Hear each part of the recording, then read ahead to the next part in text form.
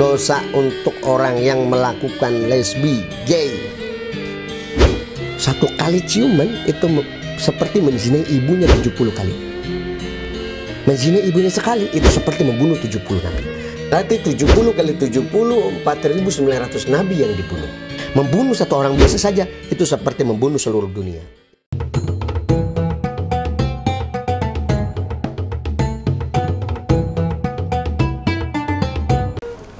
Assalamualaikum warahmatullahi wabarakatuh. Alhamdulillah wassalatu wassalamu ala Rasulillah Sayyidina Muhammad ibn Abdillah la nabiyya ba'dah. Rabbi shrah li sadri wa yassir li amri wahlul 'uqdatam min lisani yafqahu qawli.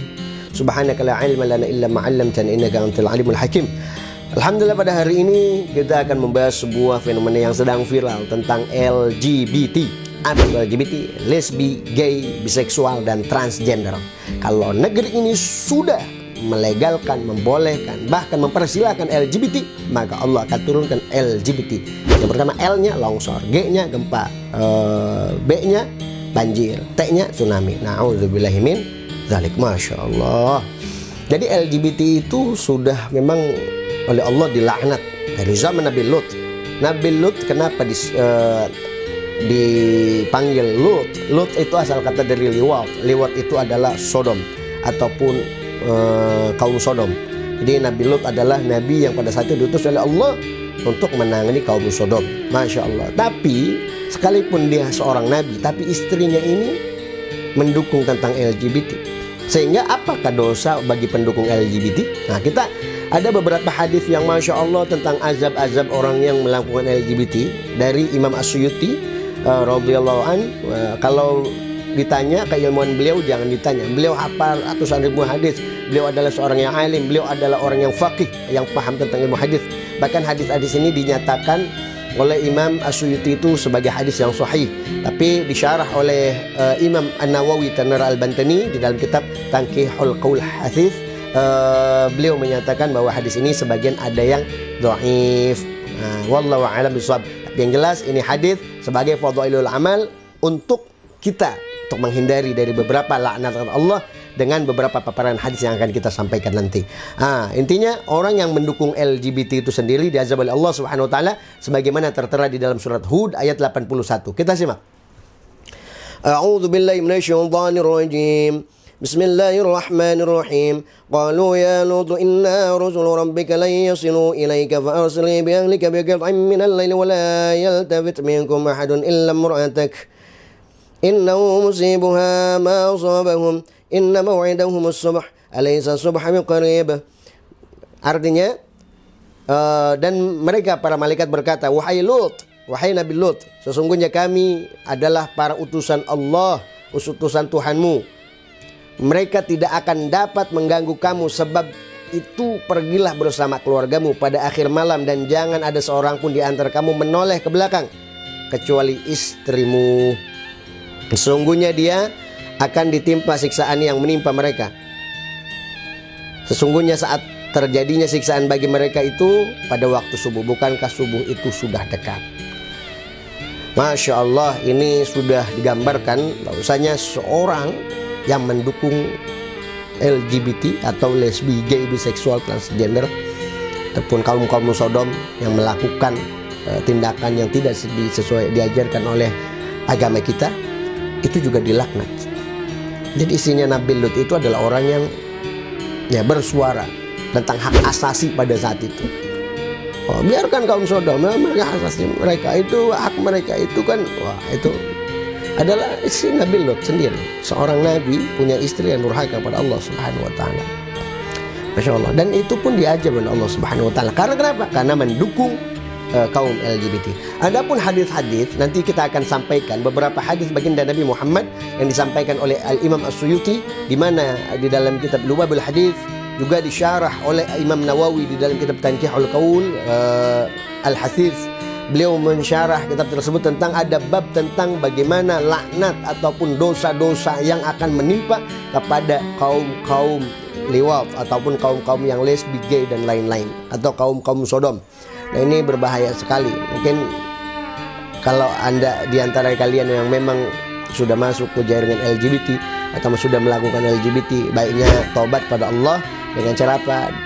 dengan cara kumpul dengan orang-orang yang saleh. Ini beberapa hadis yang akan kita paparkan. Hadis yang pertama. Nah, ini dalam kitab Lubabul Hadis disampaikan oleh Imam As-Suyuti. Qala alaihi salatu wassalam, "Law igtasala al-lawtiyyu bima'il bahri lam yaji' yaumal qiyamah illa junuban." Jika seseorang penyodomi ataupun seorang yang lesbi, gay, itu mandi dengan air laut, maka tidak akan datang pada hari kiamat kecuali dalam keadaan junub. Jadi kalau orang yang melakukan lesbi, gay, itu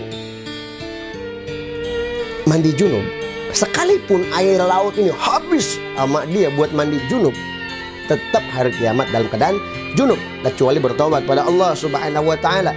Insya Allah dengan taubatan nasuha, Allah menerima taubat kalian semua. Allah membuka pintu taubatnya untuk orang-orang yang mau kembali ke jalannya.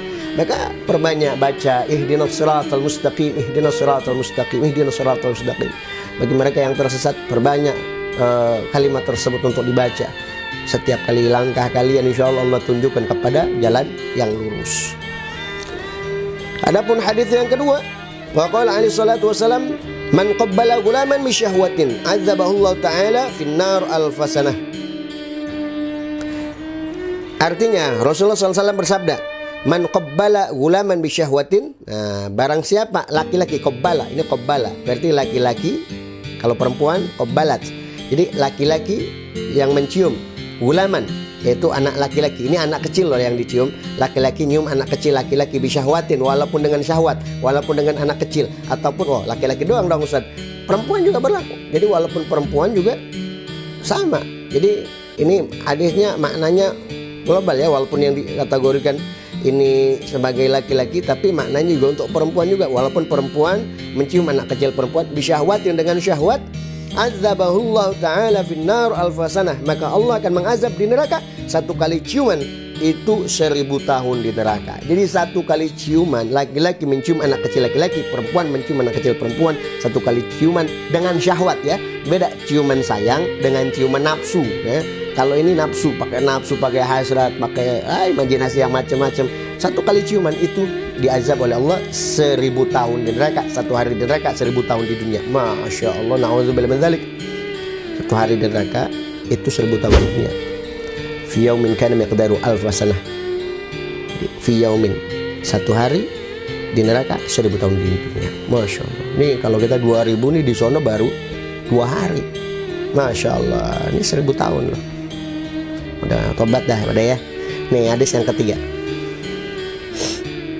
Hadis yang ketiga, man qabbala gulaman bi syahwatin uljima bil ijami minan nar. Man qabbala gulaman bi syahwatin uljima bil ijami minan nar. Barang siapa yang mencium anak laki-laki dengan syahwat, maka akan dikekang oleh api neraka. Ya. Akan disiksa intinya orang yang laki-laki nyium laki-laki, perempuan nyium perempuan, walaupun yang dicium anak kecil, tapi dan kata lebih syahwatin, dengan syahwat. Kita kan sering itu ngeliat ustadzah masjid cipika-cipiki, itu kan bukan ciuman syahwat, itu beda lagi, itu ta'ziman, beda. Dia hasil ta'zim dengan syahwat beda.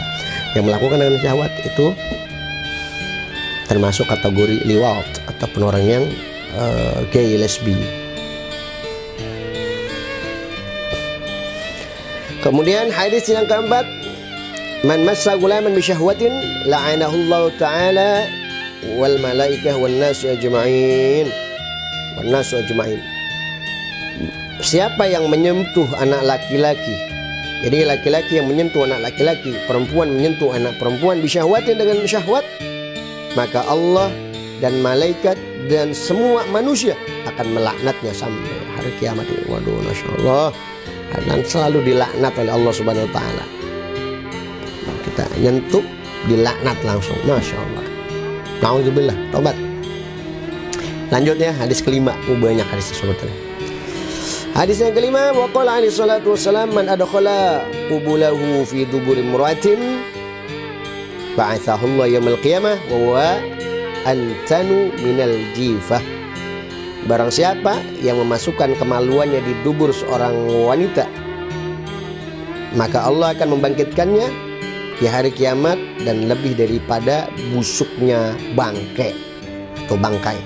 Jadi kalau ada laki-laki yang mohon maaf, kalau ada laki-laki memasukkan kemaluannya di dubur perempuan atau lubang anus perempuan, kalau bahasa yang dikenal anal, ini akan datang nanti siksaan di hari kiamat. Itu tubuhnya akan busuk melebihi daripada busuknya bangkai. Masya Allah, ini nggak boleh juga tuh. Jadi kalau ada suami istri pun, walaupun suami istri, nggak boleh melalui lubang anus. Jadi ada lubang inti yang harus ditempuh. Kenapa harus lubang kotor gitu? Ya, ini nggak boleh. Dan itu juga berakibat buruk bagi kesehatan kalau tidak sesuai dengan ajaran. Makanya Islam itu mengajarkan semuanya. Nanti kita akan bahas poin per poin. Nanti kalian boleh komen apa yang harus kita bahas nanti di Muslim Harus Tahu ini. Nanti akan ada pengetahuan-pengetahuan yang akan kita bahas ya. Boleh ajukan di komentar. Hadis yang ke-6, kita lanjut. Idza atarrajulu rajula fa huma zaniyani wa idza atatil mar'atul mar'ata fa huma zaniyatani. Apabila seorang laki-laki mendatangi laki-laki ataupun homoseksual, itu juga termasuk orang yang berzina. Dan apabila perempuan mendatangi seorang perempuan lainnya, yaitu lesbian, maka itu juga termasuk kategori berzina.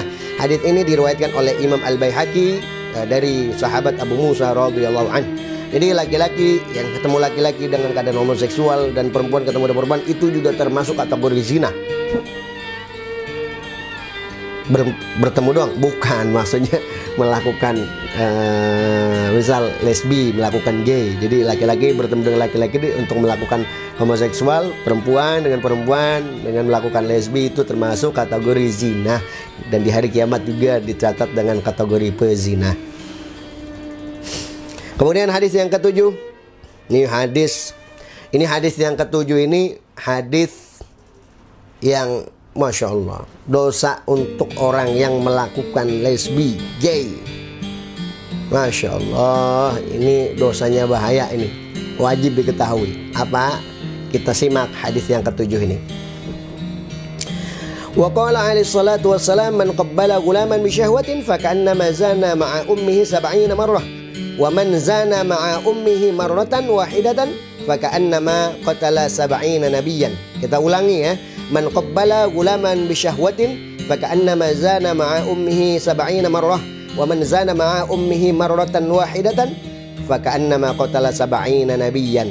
Barang siapa laki-laki yang mencium anak laki-laki dengan syahwat, ataupun perempuan mencium anak perempuan walaupun anak-anak ya, apalagi yang seumuran ya, bisyahwatin dengan syahwat, walaupun yang seumuran bisyahwatin, kalau ciumannya dengan syahwat sesama jenis,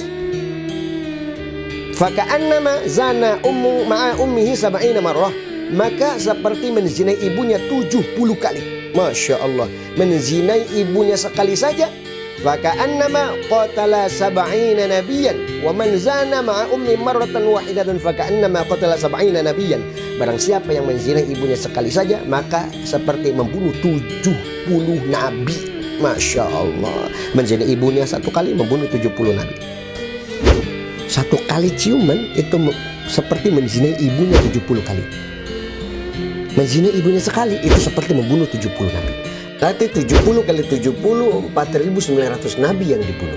Membunuh satu orang biasa saja itu seperti membunuh seluruh dunia.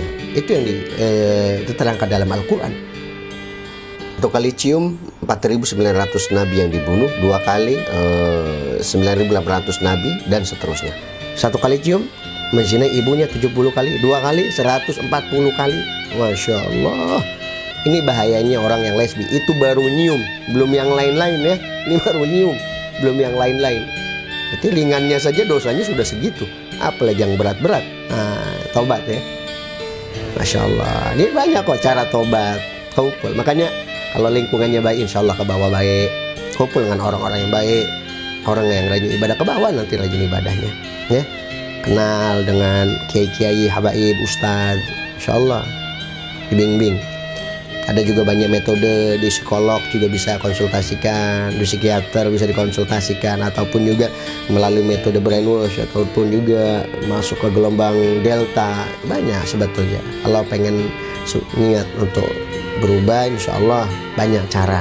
Hipnoterapi ada, neuroterapi juga ada, banyak lah. Sebetulnya kalau kita niat, insya Allah ada jalannya di situ.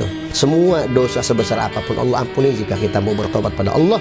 Innallaha ghafurur rahim. Allah itu Maha Pengampun lagi Maha Penyayang. Nah, hadis yang ke-8, wa qala alaihi salatu wassalam, man lata fi ghulam asbaha fi qabrihi khinzir. Barang siapa yang mensodomi anak laki-laki, ini laki-laki mensodomi anak laki-laki, ataupun perempuan lesbi dengan anak perempuan, maka ataupun dengan yang seumuran lah pokoknya, maka ia akan menjadi babi di kuburannya. Maka azab yang paling ringan itu untuk kaum sodom itu di kuburannya menjadi babi. Kemudian hadis yang ke-9, wa qala alaihi salatu wassalam, idza lumisal ghulam ihtazzal arsyu wa qalatis samawati ya rabbana aumirna nakhatifuhu wa qalatil ardu ya rabbana aumirna nabla'uhu. Jadi jika seorang laki-laki memegang anak laki-laki ini dengan syahwat, ya, maka arsy itu berguncang. Kemudian langit-langit berkata, wahai Tuhanku, apakah kami diperintah untuk menyambarnya dengan petir, ataukah kami diperintah untuk nyambar tuh orang? Jadi kalau Allah memerintahkan itu disambar, ya disambar itu orang. Bumi pun berkata, wahai Tuhan kami, apakah kami diperintah untuk menelannya? Apakah kami diperintah untuk mengambil itu orang yang melakukan perbuatan tersebut? Maka inilah rahimnya Allah. Nah, kadang ada yang bertanya kepada kita, Ustaz, di zaman Nabi Lut itu orang kalau udah kena azab jadi babi. Di zaman Nabi Daud sama, orang nggak sholat langsung jadi monyet. Ada orang durhaka langsung jadi babi. Kemudian ada di zaman-zaman Nabi dulu itu sekali orang berbuat dosa itu langsung dikirim azab. Di zaman Nabi Lut juga orang berbuat dosa itu langsung diazab oleh Allah seperti kaum Sodom di zaman Nabi Lut. Lah kok di zaman Nabi Muhammad nggak demikian? Nah, ini kadang-kadang ada yang nanya kayak gini. Jadi Nabi Muhammad SAW ketika Isra Mi'raj datang ke langit, itu Allah menawarkan, ya Muhammad is'al tu'ta. Ya Muhammad, minta apapun yang kamu minta akan dikabulkan. Apa yang Nabi Muhammad minta? Ada 3 doa yang selalu dibaca setiap kali istighatsah, zikir, habis salat. Rabbana la tu'akhidna in nasina wa akhtana. Ya Allah, jangan azab kami, jangan siksa kami. In nasina wa akhtana, ketika kami khilaf dan salah. Dan itu doa dikabulkan oleh Allah. Maka umat di zaman sekarang ini, umat Nabi Muhammad ketika berdosa tidak langsung diazab oleh Allah. Maka diazab di mana? Di akhirat nanti kelak, di hari kiamat. Ya, bukan begitu. Kemudian Rabbana wala tahmil alaina isran kama hamaltahu 'alal ladzina min qablina. Ya Allah, jangan siksa kami, jangan azab kami, jangan azab umat kami seperti wala tahmil alaina isran kama hamaltahu 'alal ladzina min qablina, seperti umat-umat sebelum kami. Umat Nabi Nuh, orang durhaka langsung kena banjir. Nabi Daud, orang langsung jadi monyet, enggak sholat. Kemudian Nabi Lut, orang langsung tungkerbin tuh tanah, langsung orang makan itu kaum-kaum tersebut. Rabbana wa la tuhammilna ma la taqata lana bihi wa'fu 'anna waghfir lana warhamna. Ya Allah, jangan bebani kami, jangan bebani umat kami. Karena umat Nabi Muhammad ini adalah umat yang lemah. Itu permintaan Nabi Muhammad. Wa'fu 'anna waghfir lana warhamna. Ampuni kami, maafkan kami, warhamna, dan sayangi kami. Itu hebatnya kasih sayang Nabi kepada umatnya. Dan tetap nanti azab Allah akan turunkan nanti di akhirat oleh Allah Subhanahu wa ta'ala. Dan memang ketika sudah keterlaluan, azabnya pun akan kontan di dunia. Nauzubillah. Semoga dari pengetahuan ini kita bisa mengetahui apa yang telah dipaparkan dalam Al-Quran dan hadis Nabi Muhammad bahwa bahayanya kaum Sodom. Nah, next insya Allah kalau ada beberapa nanti penelitian-penelitian yang akan kita gambarkan sesuai dengan fenomena-fenomena yang terjadi.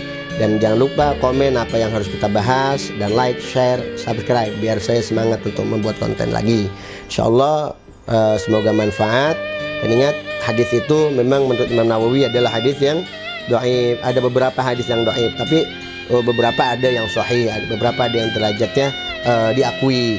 Tapi Kalau menurut Imam Jalaluddin As-Suyuti menyatakan bahwa hadis-hadis yang dipaparkan oleh beliau itu dalam kitab Lubul Hadis adalah hadis yang sahih. Kalau ditanya keilmuan Imam Jalaluddin As-Suyuti, jangan ditanya, beliau adalah orang yang alim, dan kita percaya apa yang disampaikan beliau adalah berdasarkan sanad yang terukur sesuai dengan diajarkan para alim ulama, dan memang sanadnya sudah tidak bisa diragukan lagi dan bisa diakui. Dengan hadis yang kita paparkan tadi, insya Allah kita bisa lagi mendekatkan diri kepada Allah dan menjauhi segala perkara yang mungkar ataupun yang bisa membuat kita terjerumus ke dalam dosa yang sangat besar yang tidak diridhoi oleh Allah ataupun tidak diridhoi oleh baginda Nabi Muhammad, ataupun dosa yang terlaknat. Maka dari itu, untuk kaum lesbi, gay, sodomi, senantiasa bertobat pada Allah. Pintu Allah terbuka lebar-lebar. Jika memang butuh konsultasi, datang kepada ustadz-ustadz yang memang bisa memberikan pencerahan. Boleh juga kepada saya, nanti kita share, kita komen sini, yang mungkin kalau ada yang melihat video ini, Masya Allah, kita akan bantu dengan teman-teman ustadz yang lain untuk bisa bimbing ke jalan yang benar yang diridhoi Allah Subhanahu wa taala. Wal afu minkum. Wassalamualaikum warahmatullahi wabarakatuh.